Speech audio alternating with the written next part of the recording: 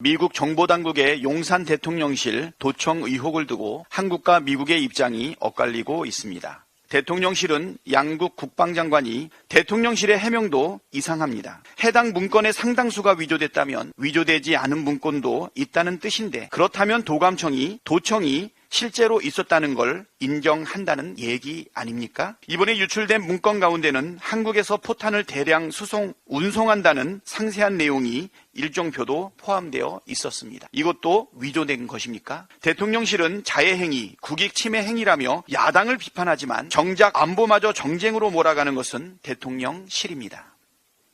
도청 의혹을 처음 제기한 것은 야당이 아니라 미국 언론입니다. 왜 일본 언론, 미국 언론에는 아무 말 못하면서 애꿎은 야당 탓만 합니까?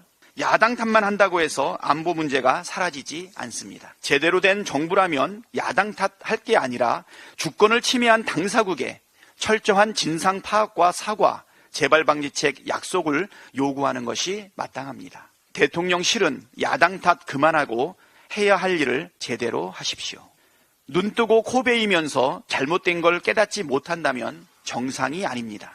일본 정부가 외교 청서에서 다케시마는 역사적 국제법상으로 명백한 일본 고유의 영토라며 한국이 아무런 근거 없이 불법 점거를 계속하고 있다고 주장했습니다. 선의에 기댄 일방적인 퍼주기 외교의 결과가 얼마나 허망한 것인지 적나라하게 드러나고 있습니다. 간이고 쓸개고 다 내줬는데 우리나라가 얻은 국익은 과연 무엇입니까? 우리나라 외교가 어쩌다 이렇게 한심한 신세가 됐는지 모르겠습니다. 후쿠시마 원전 오염수 방류 문제도 그렇고 수산물 수입 문제도 그렇고 괴담으로 치부하며 물타기 할 때가 아닙니다. 눈 뜨고 코 베이면서도 잘못된 걸 깨닫지 못한다면 정상이 아닙니다. 윤석열 정부가 지금처럼 굴종 외교를 계속한다면 그 피해는 걷잡을 수 없이 커질 것입니다. 윤석열 대통령과 정부는 지금이라도 외교 라인을 전면 쇄신하고 국익 중심의 실용 외교의 길로 나서기를 바랍니다.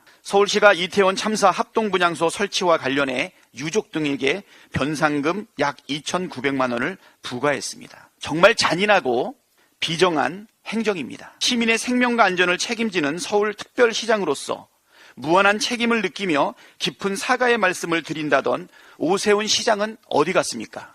오세훈 시장과 서울시는 비인간적인 변상금 부과를 즉시 철회하길 바랍니다.